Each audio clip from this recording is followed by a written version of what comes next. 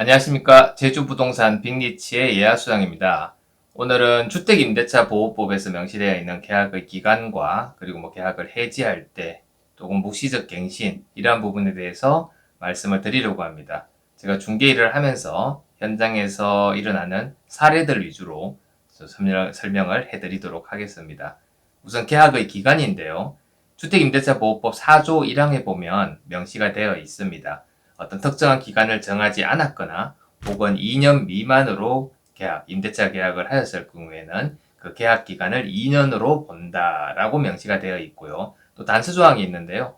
이름에도 불구하고 임차인이 그 기간을 주장할 때 2년 미만의 특정한 계약 기간을 주장할 때는 유효하다라고 되어 있습니다.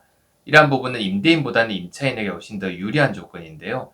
통상적으로는 저희가 임대차 계약을 할 때 2년 단위로 하는 경우가 대부분입니다. 다만 임차인이 원해서 이렇게 1년 단위로 하는 경우들도 있습니다. 이러할 때 임차인은 그 기간을 주장해서 정상적으로 1년이 지난 시점에 계약 해지를 할 수 있지만 임대인은 그럴 수 없다라는 겁니다. 임차인이 마음이 변해서 2년간 다 살기를 원할 경우에는 그 주장을 들어주어야 한다. 이란 뜻이겠죠.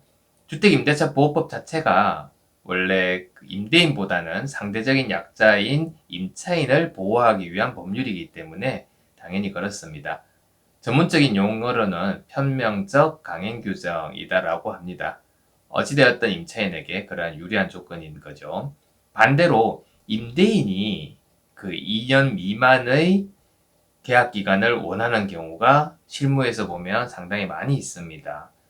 예를 들자면 임대인이 해외에 1년 정도 나갔다 와야지 되는데 집을 그냥 비워두기보다는 그 기간 동안 임대차를 놓고 싶다라고 하는 경우도 있고요. 혹은 자녀분이 1년 뒤에 결혼을 하는데 신혼집을 이 집에 꾸릴 생각이다. 그런 계획이다. 라고 할 때 특정한 기간만 임대차를 주어야 하는 상황인 거죠. 특약으로 넣어달라고 얘기를 합니다. 1년 뒤에는 반드시 비워주기로 약조한다라고. 하지만 그런 특약 자체가 다 무의미하다라는 거죠. 이 강행 규정이기 때문에 임차인에게 불리한 어떠한 특약도 효력이 없습니다. 그래서 임차인이 변심을 한다면 참 곤란한 상황이 주어지는 거죠. 이러한 경우에 실무에서 하나 팁을 이렇게 알려드리자면요. 물론 100% 보장이 되는 것은 아닙니다. 하지만 임대인이 이러한 조건일 때 계약 당시에는 임차인도 당연히 동의를 한 계약일 겁니다.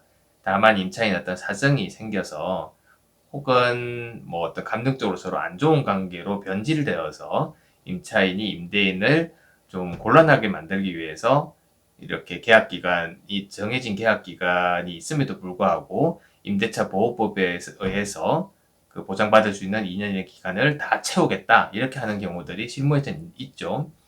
이러할 경우에 임대인 입장에서는 상호 다 합의를 한 상황이기 때문에 크게 무리 없이 넣을 수가 있는 특약인데 어떻게 하는가 하면요.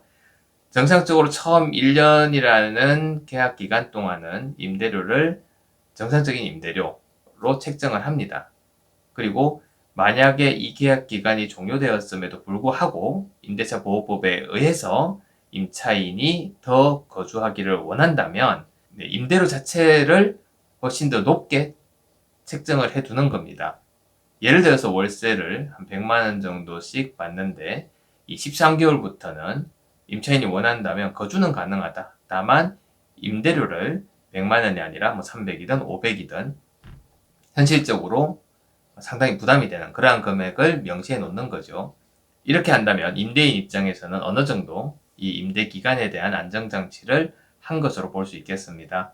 네, 그리고 그 다음에는 묵시적 갱신에 대해서 한번 설명을 해드릴게요. 1년을 계약했던, 2년을 계약했던 그 계약 기간이 종료되는 시점이 도래하였을 때 그 계약은 자동으로 해지가 되는 것이 아닙니다. 그렇게 하시는 분들도 간혹 있는데 그게 아니에요. 서로 계약 기간이 종료되는 시점 이전에 1개월 전까지 계약 해지에 대한 통지를 하지 않으면 그 계약은 자동으로 연장이 됩니다. 이러한 것들을 묵시적 갱신이라고 하는데요. 주택임대차보호법 6조에 보면 명시가 되어 있습니다. 임대인 같은 경우에는 계약 종료 시점 6개월 전부터 1개월 전까지 이 기간 내에 임차인에게 통지를 하여야 되고요. 임차인 같은 경우에는 계약 종료 시점 1개월 전까지 임대인에게 통지를 하면 됩니다. 이 통지라는 거는 말을 한다라는 거죠. 근데 그 통지의 시점이 중요한 거는 내가 의사 전달을, 의사 표현을 하는 시점이 아니고요. 송달 위주이기 때문에 상대방이 나의 의사를 받은 그 시점을 기준으로 하는 겁니다. 이 부분도 좀 주의를 하시고요. 그 내용 증명을 보내는 게 물론 가장 좋습니다. 하지만 현실적으로 내용 증명이 우리나라에서는 그렇게 쉽게 보내거나 하지는 않죠. 이러한 경우에는 요즘은 핸드폰에 녹취 기능이 다 있기 때문에 전화로 통지를 하고 그 녹취를 해 두시면 뭐 크게 문제가 없을 겁니다. 예, 이렇게 통지를 하지 않고 계약 종료 시점이 도래했을 때는 그 종료일로부터 다시 2년간 기존의 임대차 계약을 그대로 유지를 한 채로 2년간 계약 기간이 연장이 된다. 이렇게 보시면 되겠습니다. 이렇게 해서 묵시적 갱신이 이루어지면 그 기간은 역시 임차인에게 유리합니다. 어떤 게 유리한가 하면요. 계약의 해지권입니다. 이 묵시적 갱신 이 기간 동안 임차인은 언제든지 계약을 해지할 수가 있는 겁니다. 다만 임대인은 그렇게 할 수가 없는 거죠. 임차인은 언제든지 임대인에게 계약의 해지를 주장할 수 있고 그렇게 해지를 통지했을 때 그 시점부터 3개월이 지난 시점에 계약은 해지가 됩니다. 보증금이나 이러한 것들을 임대인은 돌려줘야지 되는 거죠. 그리고 이러한 모든 절차가 다 합법적이기 때문에 다시 임대인을 구하거나 했을 때 중개 수수료 역시 임대인이 지불을 하여야만 하는 것입니다. 그래서 이러한 법률들에 대해서 잘 아시는 임대인 분들은 간혹 어떤 계약 기간 2년이 지났을 때 묵시적 갱신이 되게끔 그냥 두는 것이 아니라 재계약을 요구하는 경우들이 상당히 많이 있습니다. 다시 계약을 하게 되면 그 다시 2년이라는 기간 동안 임차인도 계약을 마음대로 해지할 수가 없게 되는 거죠. 네, 이러한 것도 있다라는 거 알아두시고요. 가장 많이 좀 받는 질문인데요. 그럼 이러한 묵시적 갱신과 계약 기간에 준해서 만약에 처음에 1년으로 계약을 했을 때는 어떻게 되느냐라는 질문을 받습니다. 처음에 아예 애초에 1년을 계약을 했다라고 하면 이 계약 종료 시점이 다다랐을 때 자동으로 묵시적 갱신이 되는 것이냐라고 물어보시는데요. 여기서부터 2년이 다시 되는 것이냐 이렇게 물어보시는 겁니다. 그리고 이 기간 동안에 임차인은 계약을 해지를 그럼 할 수 있느냐 이렇게 하는데 이런 결론적으로 말씀드리면 이렇게 2년 미만의 기간을 애초에 계약을 하였을 때는 그 기간이 도래했을 때 임차인이 계약 해지에 대해서 주장하지 않았다면 묵시적 갱신이 되는 것이 아닙니다. 애초에 임대차 보호법에 2년이라는 계약 기간을 규정이 되어 있기 때문에 이것은 계약 기간 자체가 2년으로 된 것으로 보는 겁니다. 해서 묵시적 갱신이 아닌 거죠. 2년이 되는 이 시점에 이제 묵시적 갱신이 되는 겁니다. 이 부분을 알아두시면 돼요. 그래서 1년이 지난 시점부터 해서 이 2년이 되기 이전 사이에 뭐 계약을 해지를 임차인이 마음대로 할 수 있다거나 그런 사항이 아니라는 거죠. 예, 이거는 96년도 판례인데요. 96-5551 그 판례를 보시면 나옵니다. 네, 그 다음은 임대료, 차임의 연체에 관한 내용인데요. 임대료를 연체하였을 때 그럼 임대인은 임차인에게 계약을 해지할 수 있느냐 하는 내용입니다. 6조 3항에 보면 이기의 차임액에 달하는 임대료를 연체했을 때에 대한 얘기가 나오는데 이 부분은 어떤 계약 해지에 관한 부분을 명시한 것이 아니라 6조 1항에 나와 있는 그 묵시적 갱신에 관한 규정에 대한 법률입니다. 그래서 임대차 보호법, 주택임대차 보호법에서는 어떤 차임의 연체에 관한 계약 해지에 관해서 명시가 되어 있지 않고요. 이 경우에는 민법 640조에 명시되어 있는 법률을 적용하게 되어 있습니다.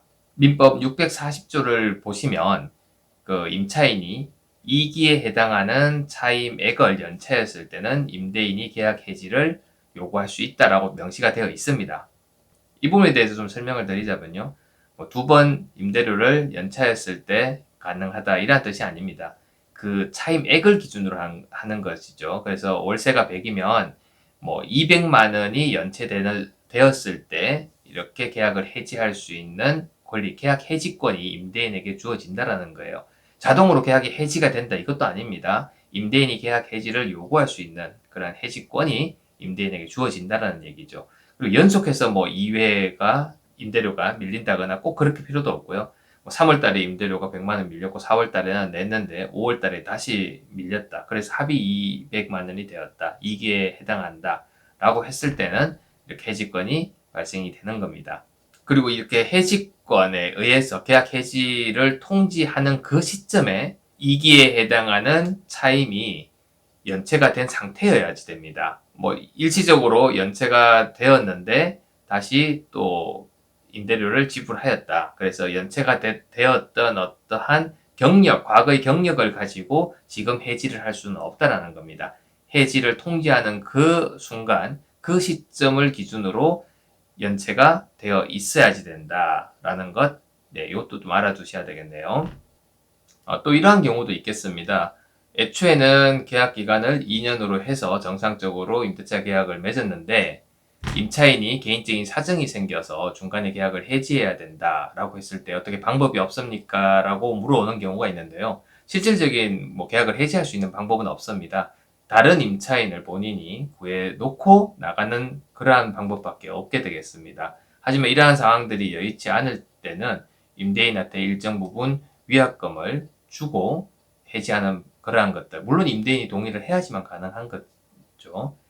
그래서 이제 임대차 계약을 할 때 임차인들이 자기의 상황이 좀 유동적이다라고 예상이 되는 분들은 아예 특약을 넣는 경우들이 있습니다.